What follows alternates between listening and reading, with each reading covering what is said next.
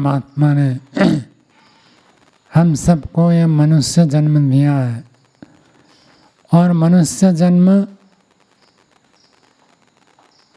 प्राप्त करके एक विशेष प्रयोजन को हम पूरा कर सकते हैं जो और किसी में संभव नहीं है। प्रभु परमात्मा ने मनुष्य को ऐसी बुद्धि, ऐसे विवेक, ऐसे ज्ञान प्रदान किया है कि हम संसार के स्वरूप को और आत्म स्वरूप को ठीक ठीक समझकर हम विवेक को प्राप्त कर सकते हैं। एक जिज्ञासु ने प्रश्न किया है कि हम प्रत्येक दिन संध्या भी करते हैं, स्वाध्याय भी करते हैं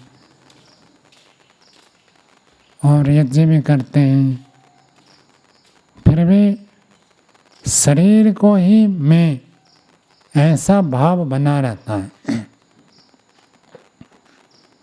मैं शरीर नहीं हूँ, मैं आत्मा हूँ, ऐसी अनुभूति नहीं होती है। तो इसको समझना चाहिए कि केवल स्वाध्याय करने से ऐसी अनुभूति नहीं होगी।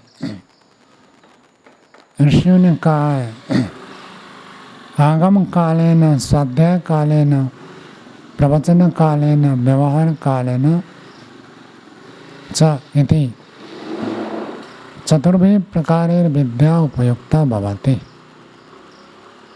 विद्या जो है 4 प्रकार से उपयुक्त होता है, समर्थ होता है, फलीभूत होता है।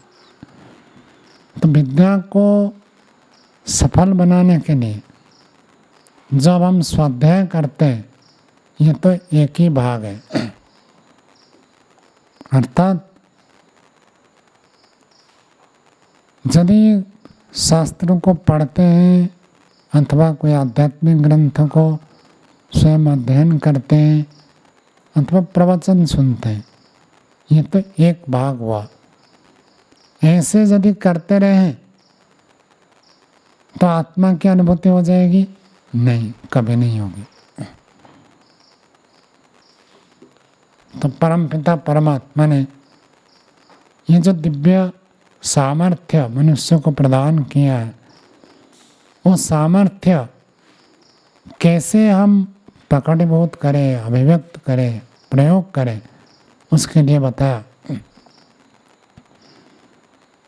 ठीक है, जो नहीं सुनते हैं, नहीं जानते हैं, नहीं पढ़ते हैं, उनके अपेक्षा तो अच्छा है, कम से कम पढ़ रहे हैं, सुन रहे हैं, स्वाध्याय कर रहे हैं, इतना तो अच्छा है, ताकि हमको परिज्ञान तो हो गया कम से कम।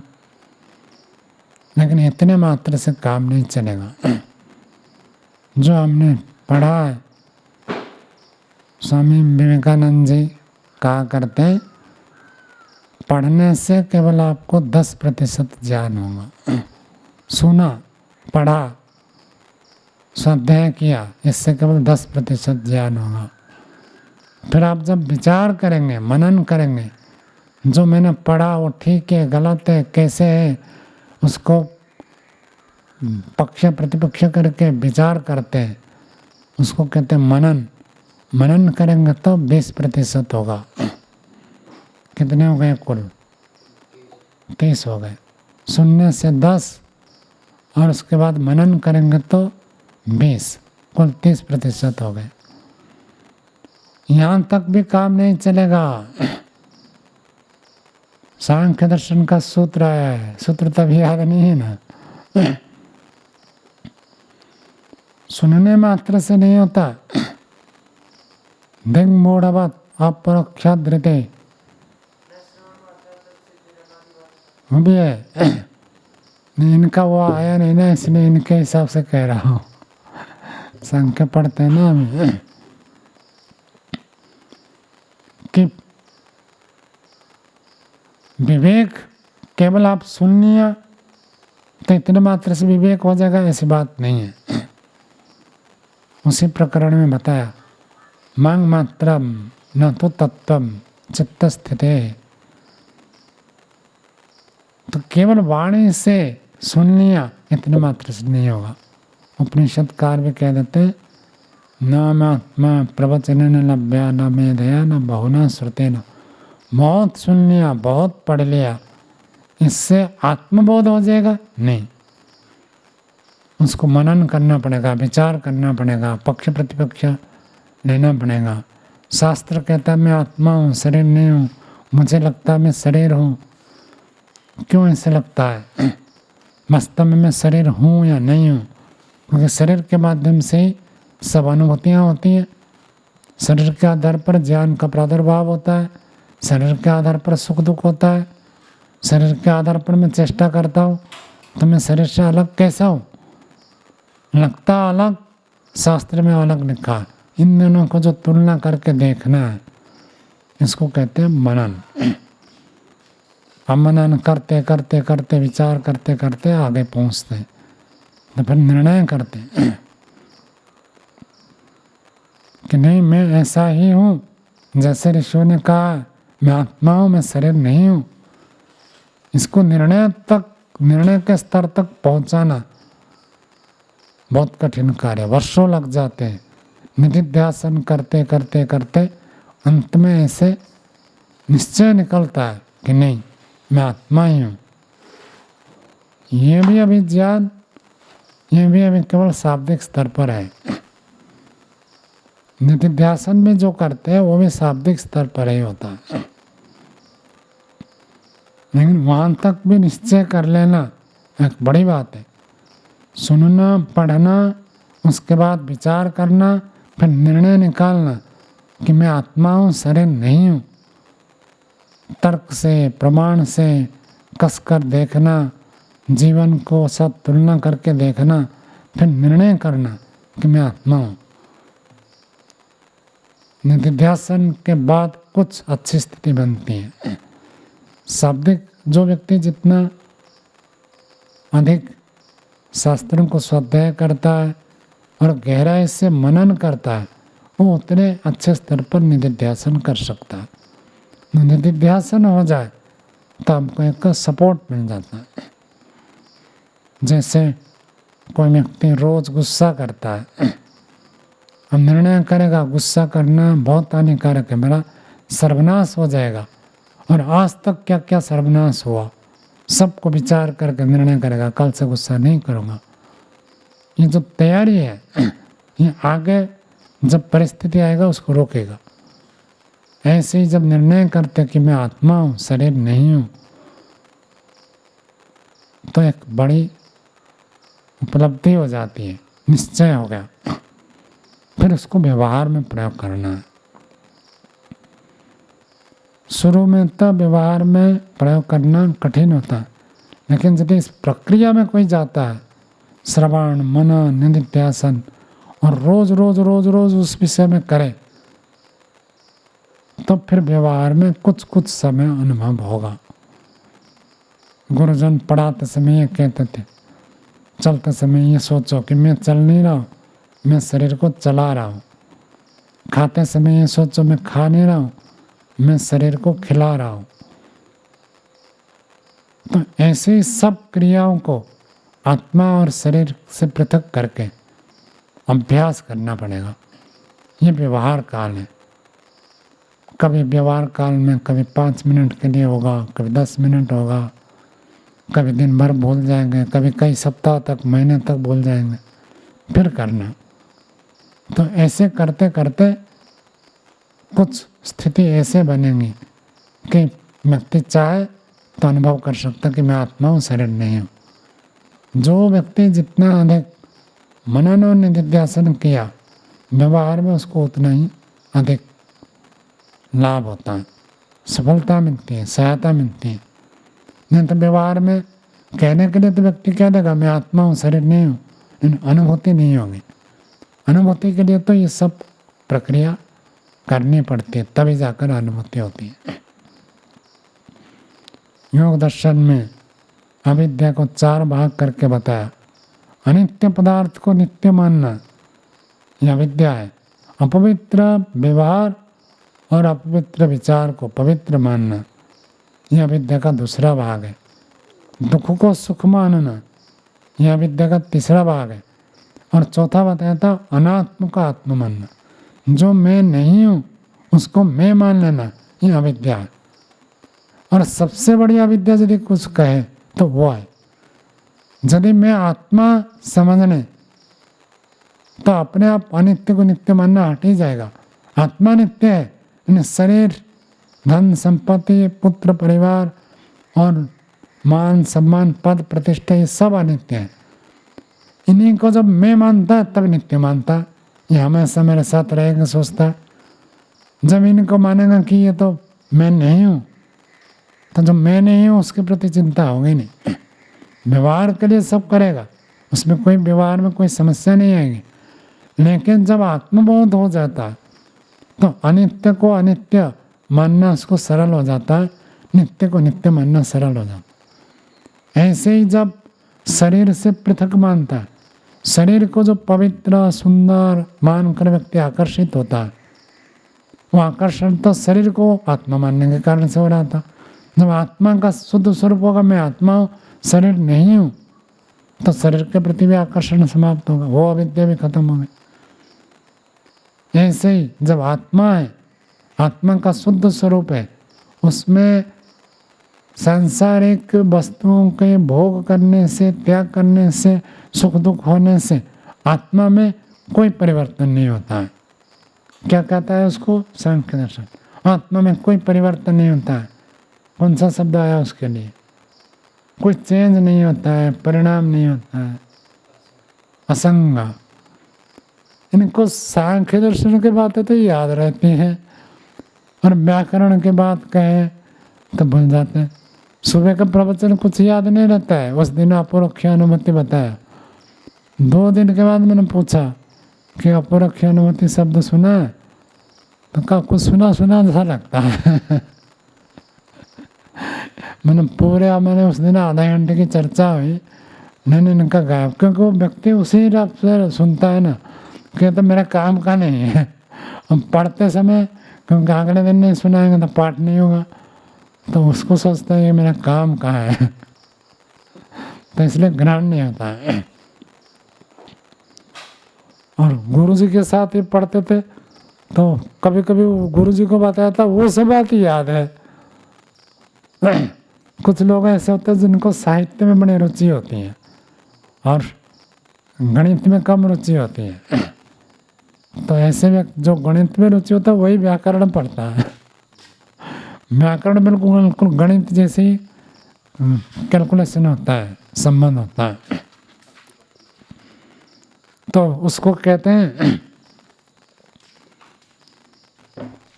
कि जो आत्म तत्व है, आत्म तत्व को जब हम पृथक रूप से अनुभव करते हैं, बाकी सब जितनी अविद्या है वो सब भी हट जाते हैं। मुख्य अविद्या तो ये है, जड़ को चेतन मानना, चेतन को जड़ मानना, अथवा यूं कहे जो मैं नहीं हूं उसको मैं मानना, अपने शुद्ध स्वरूप को न जानकर देह बोध से रहना, ये अविद्या। और यदि देह को मैं मान लिया, बाकी सब अविद्या तो अपने आप आकर जुड़ेंगे।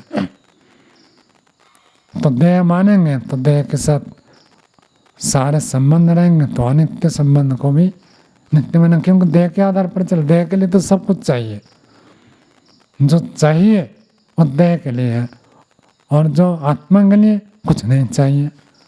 तो विवेक तो वहीं से ही होता है, जब अपने आप को आत्मा समझे। तो श्रवण करना तो एक भाग है, केवल 10% होता है। मनन करने से और 20%, 30 हो गया। और जब निधिध्यासन करते हैं, निश्चय करते हैं, निर्णय निकालते हैं कि मैं आत्मा हूँ, शरीर नहीं हूँ, किसी ने उल्टा सीधा कह दिया तो शरीर से युक्त होकर उन्होंने प्रयोग किया। आत्मा तो सब एक समान है। क्या वाक्य है मनु जी? आत्मा सब एक समान है, कोई अंतर नहीं है। मन क्या निरतिशय, निरतिशय आत्मा भी, आत्मा सब निरतिशय। अतिशय का अर्थ होता है बड़ा चढ़ाकर, बढ़ कर होना। निरतिशय बढ़ोतरी से रहित। जैसी आत्मा मैं हूँ वैसी ही आत्मा आप है, वैसी ही आत्मा स्वामी दयानंद, कपिल, कणाद, गौतम, पतंजलि ऋषि वैसे ही आत्मा है जैसे आत्मा हम है। आत्मा में कोई अंतर नहीं है। ये एक बड़ी बात है। ये उपलब्धि हो जाए तो वेद कहता है तत्र को मोह का शोक एकत्व मनुपश्यते। एक आत्म तत्व को सर्वत्र देखता है तो उसको कोई मोह नहीं होता है, कोई शोक नहीं होता है। शोक कब होता है? व्यक्ति रोता कब है? जब कुछ खो जाता है तब रोता है। और मोह कब होता है? जब कुछ पाता है, जब कुछ मिल जाए तो मोहग्रस्त होता है, ये मेरा है, मेरा होकर राजा, इसी को तो मोह कहते हैं। और जब कोई हट जाए तो हाय हाय तो वह मचाता है, उसी को तो शोक कहते हैं। जब आत्म तत्व का बोध हो जाए तो मोह भी नहीं होगा, शोक भी नहीं होगा। जब तक आत्मज्ञान नहीं है मोह शोक तो उसको घेर कर रखेंगे। योगी व्यक्ति को मोह भी नहीं होता, शोक भी नहीं होता। किसी को भी वो मैं अपना नहीं मानता और सबको ईश्वर का होने के कारण से ईश्वर का मानता, अपना मानता। सब वस्तुओं को सुरक्षित रखता क्योंकि ईश्वर का मानकर रखता है। और कोई वस्तु खो जाए तो उसमें शोकग्रस्त नहीं होता, दुखी नहीं होता। आत्मा को अपरिवर्तनीय दिखता है। योगी का ये विज्ञान कैसे होता है? देह आत्मभाव को पृथक पृथक अनुभव करना। देह अलग है, आत्मा अलग है। इन दोनों को पृथक पृथक जानने से हमारे आधे से अधिक समस्याओं का समाधान हो जाता है। ये चिंतन, मनन, निधिध्यासन करके अभ्यास में जब प्रयोग करते हैं तब थोड़ा थोड़ा थोड़ा थोड़ा अभ्यास होता है। क्योंकि पीछे के अविवेक का जो संस्कार है वो प्रबल है, तो इस विवेक की स्थिति को उखाड़ देता है।